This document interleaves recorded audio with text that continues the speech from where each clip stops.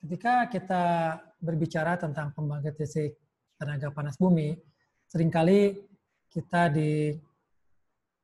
mendengar tentang investasi yang mahal atau resiko yang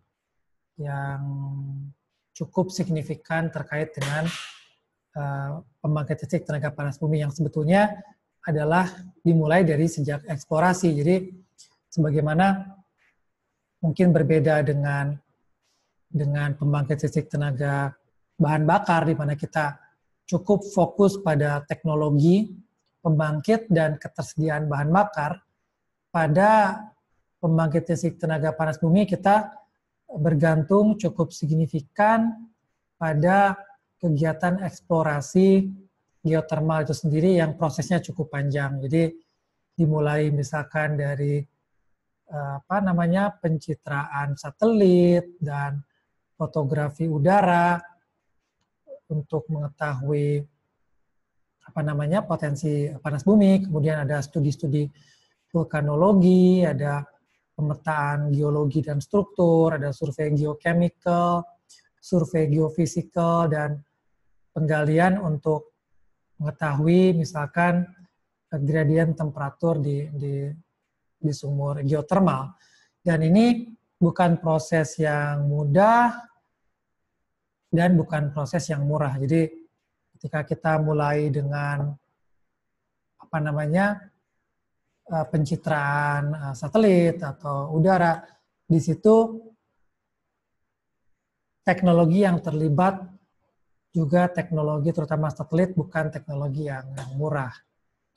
Kemudian ketika melakukan studi vulkanologi, kita juga memerlukan ahli yang kompeten untuk melakukan survei mendekati lokasi-lokasi yang diduga akan berpotensi untuk menghasilkan energi yang cukup untuk membangkitkan listrik.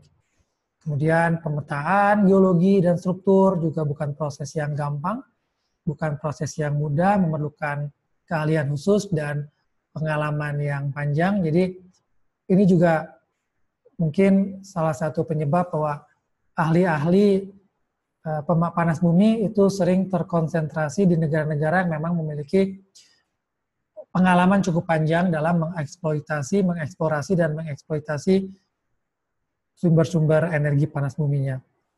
Kemudian ada geochemical survey yang lagi-lagi mengirim tenaga ahli ke lokasi-lokasi yang diduga potensial untuk dimanfaatkan sebagai pembangkit listrik tenaga panas bumi, Kemudian survei geofisikal dan termasuk penggalian untuk menganalisa gradien temperatur yang ada di sumur-sumur pengeboran yang akan digunakan atau ingin digunakan untuk pembangkit listrik tenaga panas bumi. Jadi kita akan memperoleh data yang kita analisa dari sampel-sampel yang kita dapat. Kita tahu seperti apa gradien datanya. Jadi semua proses ini sebetulnya dilakukan untuk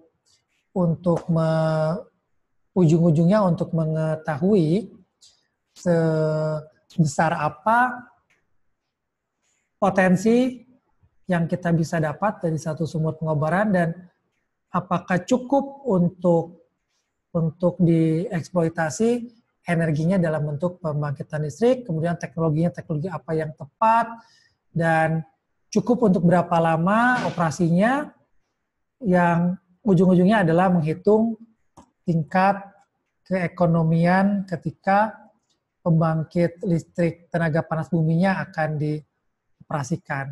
Dan ini sesungguhnya yang menjadikan kenapa proyek pembangunan pembangkit listrik tenaga panas bumi itu memiliki resiko yang relatif lebih dibanding misalkan pembangkit listrik tenaga berbahan bakar fosil.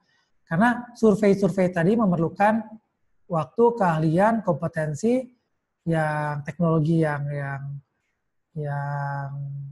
cukup advance dan lama waktunya, sehingga biaya yang dikeluarkan akan banyak dan ada resiko bahwa ternyata setelah melakukan survei, eksplorasi, dan lain-lain, ternyata sumber panasnya tidak cukup ekonomis untuk diekstrak atau digunakan lebih lanjut sebagai pembangkit listrik tenaga panas bumi.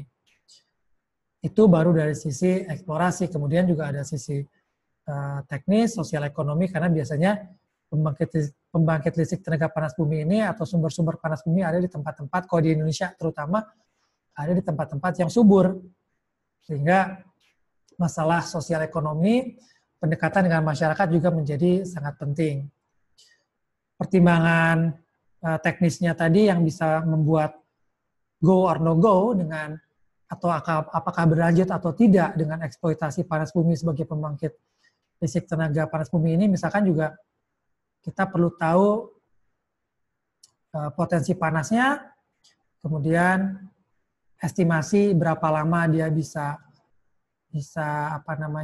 berproduksi, kemudian kedalaman reservoir, kemudian juga daerahnya seperti apa, apakah karena ini akan mempengaruhi logistik dalam pembangunan juga dalam transmisi listriknya ke pengguna, karena di satu sisi yang biasanya daerah-daerah geotermal memang daerah subur, tapi juga di sisi lain banyak daerah-daerah seperti ini bukan merupakan center atau pusat beban yang signifikan, yang besar. Jadi pada saat dibangkitkan dalam skala ratusan megawatt misalkan, sangat mungkin listrik dari PLTPB ini atau pembangkit listrik tenaga panas bumi ini perlu ditransmisikan ke tempat-tempat yang jauh. Jadi lokasi juga sangat penting. Kemudian tentu saja kemungkinan terjadinya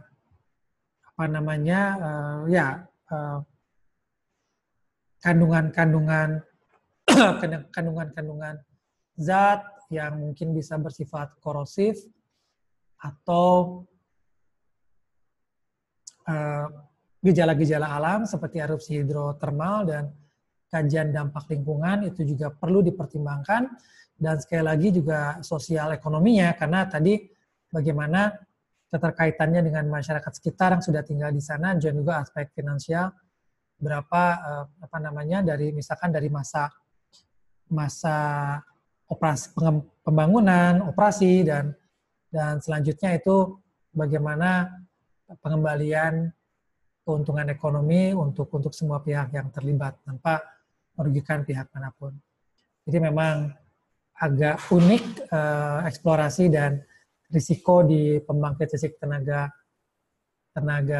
panas bumi ini dari sisi lokasi yang seringkali di tempat-tempat yang cukup terpencil ya, dalam arti kata tidak dekat sekali dengan pusat beban, juga kondisi masyarakat, teknologi, keberadaan resource panas buminya sendiri, teknologi mana yang paling tepat, dan satu lagi bahwa panas bumi ini memang berkembang di negara-negara tertentu, sehingga teknologinya praktis terfokus di beberapa negara tertentu, misalnya ya Islandia, Selandia Baru, Amerika Serikat, mungkin Italia, dan ini juga perlu dipertimbangkan ketika akan membangun, apakah ada kesempatan kerja, alih teknologi, dan lain-lain yang mengembangkan tidak cuma ekonomi, tapi juga misalkan pengetahuan dan kemampuan teknologi masyarakat lokal atau nasional. Sekian mungkin penutup kuliah tentang pembangkit listrik tenaga panas bumi ini. Terima kasih.